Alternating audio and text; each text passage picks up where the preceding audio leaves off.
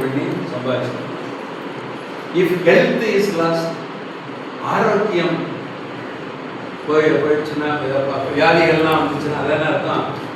If health is last, something is last.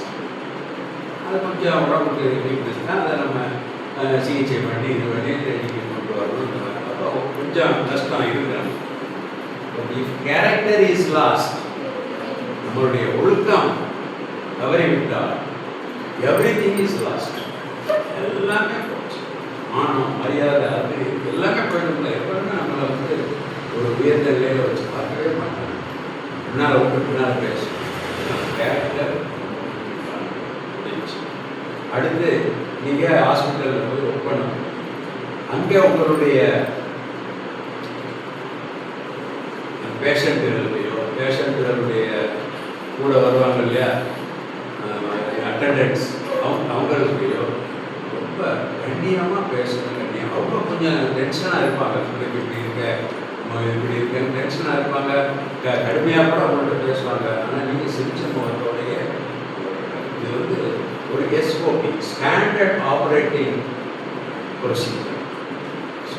எஸ்ஓபின்னு சொல்லுவாங்க. சொல்லுவாங்க எதாக இருந்தாலும் ரொம்ப கடுகடுப்பு அது ரொம்ப இனிமையாகவே வரும். அவங்க நம்மளை நீ என்ன இந்த மாதிரி செஞ்சுட்டா நமக்கு போவோம், அதுக்கு மேலே வரும் போட்டு அனுப்பிட்டுள்ள இருந்து அப்படி நைஸாக பேச ஒரு பிளேஸ். உங்கள் பர்சனல் லைஃப்பில் எப்படி இருக்கணுங்கிறத நான் முதல்ல சொல்லிட்டேன். ரெண்டாவது ஒர்க் பிளேஸில் எப்படி இருக்கணுங்கிறதையும் சொல்லிட்டேன். அதுக்கப்புறம் இந்த இன்ஸ்டியூட்டுக்கும் உங்களுக்கு உள்ள தொடர்புகளை பற்றி மேடம் நிறைய சொல்லிட்டாங்க. எங்கே வேலை பார்க்குறேன், இங்கே வேலையை சேர்ந்துருக்கேன் மேடம், ஊரில் ஹாஸ்பிட்டலில் இருக்கேன் அப்படிங்கிற தகவல்கள்லாம் கொடுங்க. இங்கே நாங்கள் ரெஜிஸ்டரில் என்ட்ரி போட்டு வச்சுருக்கோம். மறுபடியும் உங்களை தேவைப்பட்டால் கான்டாக்ட் பண்ணவும் செய்யணும். வேறு மறுபடியும் வந்து ஒன்றும் பரிச்சையில் என்ன செய்வோம், எங்களுக்கு நீங்கள் உதவி செய்யணும். ஏன்னா நான் முதலே சொன்னேன், நாங்கள் சின்ன குழந்தை, இந்த ஒரு அம்மா மட்டும் என்ன செய்ய முடியும், ரொம்ப சிரமப்பட்டு தான் அட்மிஷன் போடுறாங்க. இப்போ நாங்கள் எல்லாம் ஃபீல்டில் இறங்கினா கொஞ்சம் வரேன். நாங்கள் ஃபீல்டில் இறங்கினா அப்புறம் ஹெல்த் இஸ் லாஸ்ட், அப்புறம் சம்திங் இஸ் லாஸ்ட்டுன்னு ஆகி போயிடும்.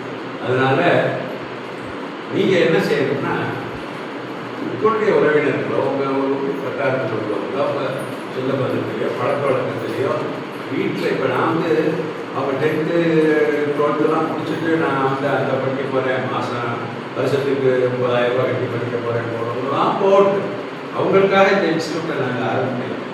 அந்த இன்ஸ்டியூட்டை யாருக்காக ஆரம்பிச்சிருக்கோம், அதெல்லாம் செய்ய முடியாதவங்களுக்காக. அந்த மாதிரி இருக்கிறவங்க நீங்கள் பேசி உட்காந்து அட்மிஷன் போடுங்க. அதுக்கு நாங்கள் ஒரு ஊக்கத்தொகை தரோம். ஏன்னா உங்களால் ஒருத்தருடைய வாழ்க்கையை நீங்கள் ஒளியேற்ற போறீங்க. சும்மா வீட்டில் கிடக்கிறதுக்கு போய் ஒரு 8 ரூபா 10 ரூபா சம்பாதிக்க போகிறாங்க. இப்போ அதை அவங்க வாழ்க்கையில் ஒளியேற்றுற மாதிரி தான். அந்த மாதிரி காரியத்தை நீங்கள் செய்ய, அதுக்கு எங்களால் அலைய முடியாட்டாலும் அதுக்கான ஒரு அன்பளிப்பு தொகையை நாங்கள் ஒரு 500 ரூபா ஒரு அட்மிஷனுக்கு தரோம். நீங்கள் அதை கொஞ்சம் எங்களுக்கு செய்யணும். இந்த ஒரு வேண்டுகோள், ரிக்வஸ்ட், கட்டளை கிடையாது, ரிக்வஸ்ட். சாரை நம்ம படித்த இன்ஸ்டியூட்டுக்கு மலர் முடிஞ்சதை செய்வோம்.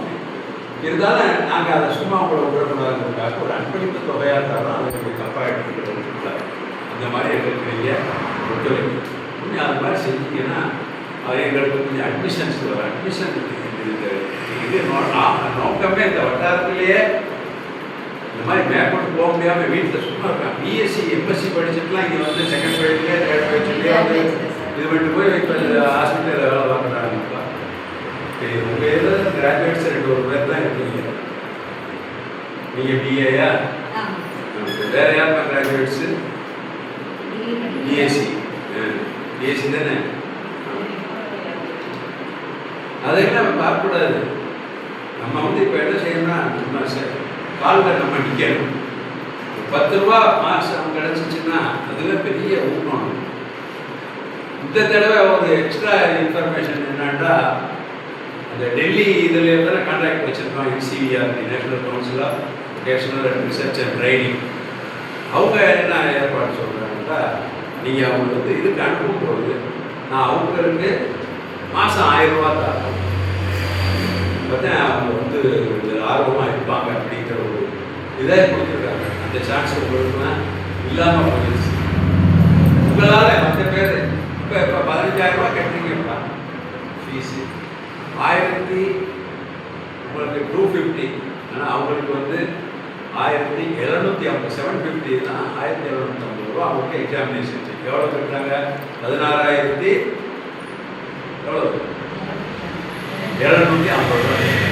இப்போ நீங்கள் வந்து நாங்கள் அனுப்புகிற இதில் தோது சில சமயம் 5 மாதம் ஒர்க் பண்ணுவீங்க ஹாஸ்பிட்டலில், சில சமயம் 6 மாதம் ஆகிற மாதிரி வரும். மாதம் 1000 ரூபா கிடச்சா அவங்களுக்கு எவ்வளோ கிடச்சிருது? 5 மாதமே வைக்கணும் 5000 ரூபா கிடச்சிருந்தா நீங்கள் 17,250 ரூபா கட்டிட்டு அங்கே 5000 ரூபா சம்பாதிச்சிருக்கீங்க. அப்போ நீங்கள் கட்ட போகிறது எவ்வளவு? 11,250 ரூபா. இது கூட செய்யலைன்னா எப்படி இன்ஸ்டியூட்டை நடத்தணும்? ஃப்ரீயாக நடத்தலாம், முடியாதுல்ல. ஒர்க் பண்ணுறவங்களுக்கு இது கொடுக்கணும், எலக்ட்ரிக் ஃபீஸ் இருக்குது, தண்ணீர் வசதி செஞ்சு கொடுக்கணும், எல்லா இதுவும் இருக்கிற. அதுக்காக வந்து இந்த மினிமம் ஃபீ, இந்த ஃபீ எங்கேயுமே இருக்காது. இந்த மாதிரி சர்டிஃபிகேட் வேல்யூ சர்டிஃபிகேட்டே எங்கேயும் இருக்காது. நீங்கள் உங்களுடைய ஒத்துழைப்பு எங்களுக்கு எப்படி தேவைண்டா மாதிரி நீங்கள் சென்னையில் இருந்தாலும் சரி, மதுரையில் வேலை பார்த்தாலும் சரி, சர்டிஃபிகேட் கோர்ஸ் தரவங்க ஸ்பெஷலாக சொல்கிறேன். நீங்கள் வந்து இந்த ஏரியாவை சேர்ந்தவங்க தானே இருக்கீங்க, இதெல்லாம் முயற்சி பண்ணி நீங்கள் கண்டிப்பாக செய்யுங்க கேட்டுக்கிட்டு